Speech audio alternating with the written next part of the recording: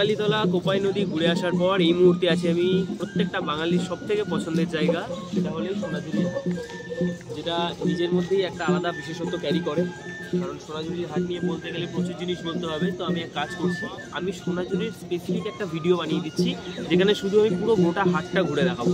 তোমরা যারা আমার লাস্ট ইয়ারের ব্লগটা দেখেছিলে শান্তিনিকেতনের, ওখানে পুরো সোনাঝুরি অ্যান্ড ওয়ান ডে যে ট্রিপ প্ল্যানটা ছিল ওখানে পুরো ইন ডিটেল ব্রিফ করা আছে।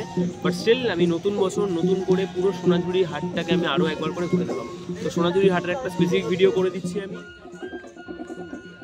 সোনাঝুরির হাট বা খোয়াই মেলা, আবার বলতে পারেন শনিবারের হাট, এরকম নামেই পরিচিত এই জায়গাটা।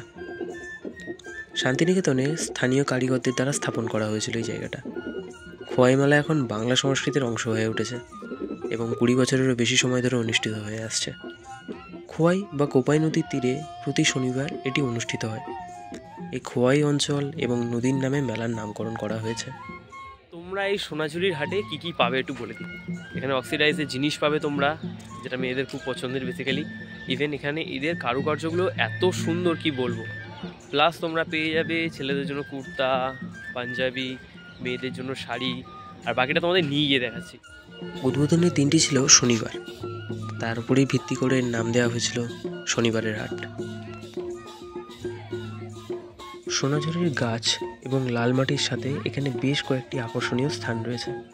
সোনাঝুরির আক্ষরিক অর্থ হল সোনার ফোঁটা, কারণ শীতের মৌসুমে সোনাঝুরির গাছে তাদের ছোট ছোট ফুল ফোটে এবং পুরো বনে সোনার বর্ষণ হয়। জাস্ট একবার ভেবে দেখো যে কেন শান্তিনিকেতনকে শান্তিনিকেতন বলা হবে না। এখানে প্রকৃতি এতটাই বৈচিত্র্যময়, মানে সেটা আমি কি ভাষায় প্রকাশ করবো আমি জানি না। জাস্ট দেখো ওই দিকটা পুরো গান বাজনা, নাচ, একটা আলাদাই মাধুর্য তৈরি হয় এই সোনাঝুরির হাটে।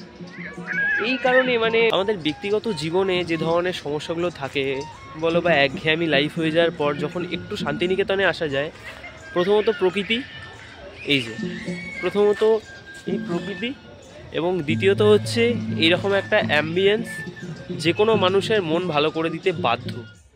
চুড়ির কালেকশন দেখো খালি তোমরা, ভাই রে ভাই, এগুলো 10 টাকা করে পিস। এই চুড়িগুলো কি সুন্দর হাতের কাজ। এখানে শুধু কাঁথার পাঞ্জাবি নয় বা কুর্তা নয়, এখানে তোমরা কাঁথার ব্যাগও পেয়ে যাবে দেখো। আর এগুলো স্টার্টিং প্রাইস 200 টাকা করে। ফাইনালি অনেক ঘোরার পর এই একটা পছন্দ হয়েছে আমার, নিজের জন্য নিলাম এটা। পাঞ্জাবি আছে, কুর্তা আছে, এই একটা নিলাম। 240 করে দাম ছিল, দুটো মিলিয়ে পড়লো 370 টাকা মতো। খুব ভালো, খুবই আমার খুব ব্যক্তিগতভাবে খুব পছন্দ হয়েছে এগুলো। এবারে বাকি জিনিসগুলো যদি কিনি সেগুলো দেখাবো তোমাদের। আর এইখানে দেখতে পাচ্ছ তোমরা বেডশিটের কালেকশন দেখো ভাই সাব, এগুলো স্টার্টিং প্রাইস 300 করে। আমাকে আমার মতো থাকতে দাও, উল্লাস, ভবঘুরে, মিলন হবে কত দিনে, আর কি আছে, যত দোষ, নন্দ ঘোষ, গোপীগাল, মাঘাবায়ন, এই যা যা দেখছো তোমরা প্রত্যেকটাই এত সুন্দর কোট দেওয়া আছে এর মধ্যে। তো যাই হোক, এগুলো স্টার্টিং প্রাইস 230 টাকা করে। আমি এখানে বেশিক্ষণ দাঁড়ালে আমার পকেটটা ফাঁকা হয়ে যাবে।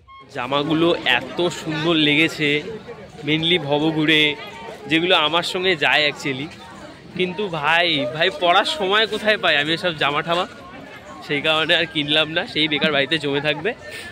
ওফ, এত সুন্দর কালেকশন আছে। আগের বারে যখন এসেছিলাম তার থেকে অনেক ভালো কালেকশন আছে এবারে, খুব ভালো লাগছে দেখে এটা। এখানে জাস্ট হারের কালেকশনগুলো দেখো তোমরা। বাজলো তোমার আলোর বেনু, মিলন হবে কত দিনে, পাগলা হাওয়ার বাদল দিনে, মানে এত সুন্দর এরা তৈরি করে রেখেছে, মানে জাস্ট অতুলনীয়। দিদি এগুলো স্টার্টিং প্রাইস কত? 120 টাকা, যা নেবে 120 টাকা করে। সাহিত্যের বিষয়ে কথা বলতে গেলে কবিগুরু রবীন্দ্রনাথ ঠাকুরের কথা বলতেই হবে। তার সময় খোয়াই মেলা শুরু হয়নি, তবে সোনাঝুরির বন ও খোয়াই নদীর অপরূপ রূপ অবলম্বনে তিনি অনেক কবিতা ও গান রচনা করেছেন। হাঁটুর গভীর জলের কবিতা মনে আছে আশা করি সবার। আমাদের ছোট নদী চলে আঁকে বাঁকে, বৈশাখ মাসে তার হাঁটু জল থাকে। তার মধ্যে একটি তারাশঙ্কর বন্দ্যোপাধ্যায়ের একটি সামান্য সুপরিচিত উপন্যাস আসুলি ব্যাংকার উপকথা, কাস্তে আকৃতির কার্ভের গল্প খোয়াই নদী থেকে অনুপ্রাণিত হয়েছিল। শিল্প, সংস্কৃতি, গান, বাজনা এগুলো সোনাঝুরির মূল আকর্ষণগুলোর মধ্যে একটা। খোয়াই মেলা মূলত স্থানীয় জনগণ এবং সাঁওতালি উপজাতিদের শিল্প, সঙ্গীত এবং গানগুলিকে বৃহত্তর পরিসরে অন্বেষণ করতে শুরু করেছিল।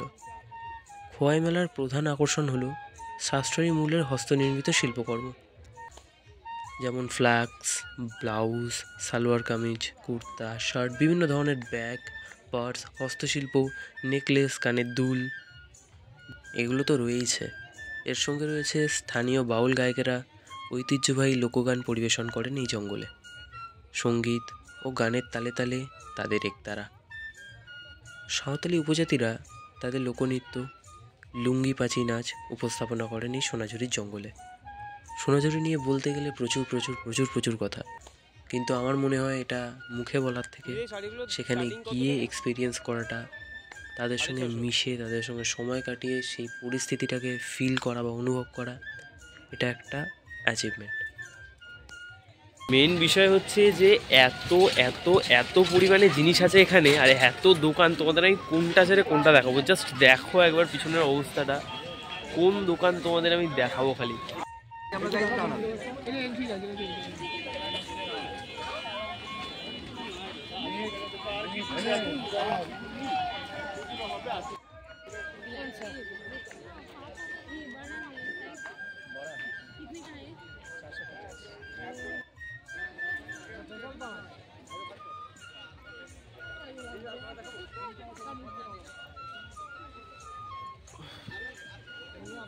মোটামুটি এখান দিয়ে আমাকে পালাতে হবে, কারণ যা দিচ্ছি তাই পছন্দ হচ্ছে আমার।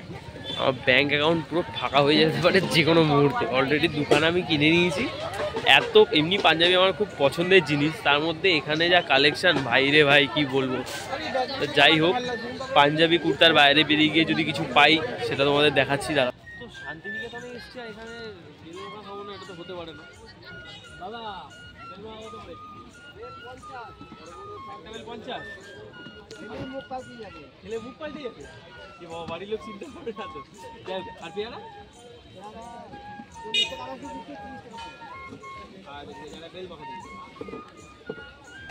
তো মোটামুটি এটা খেয়ে এবার পালিয়ে যেতে হবে, কারণ অলরেডি সন্ধ্যে নেমে এসছে, শীতকালের বেলা। তো মোটামুটি এই ছিল।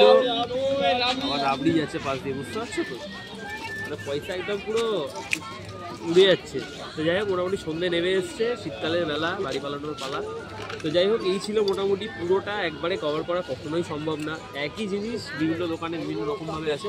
তো এই ছিল সোনাঝুরির ব্লগ। এবার খেয়ে দিয়ে পালাবো। দাও কাকা দাও। ও কাকা বেলমাখা দিয়ে দিয়েছে, ওটা তো টেস্ট করার জন্য দিয়েছিল, এটা অরিজিনালটা।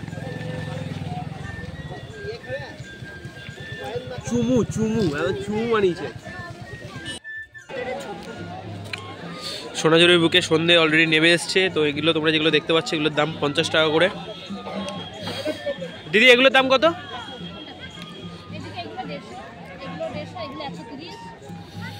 তো দেখতেই পেলে সন্ধে নেমে আসছে সোনাঝুরির বুকে।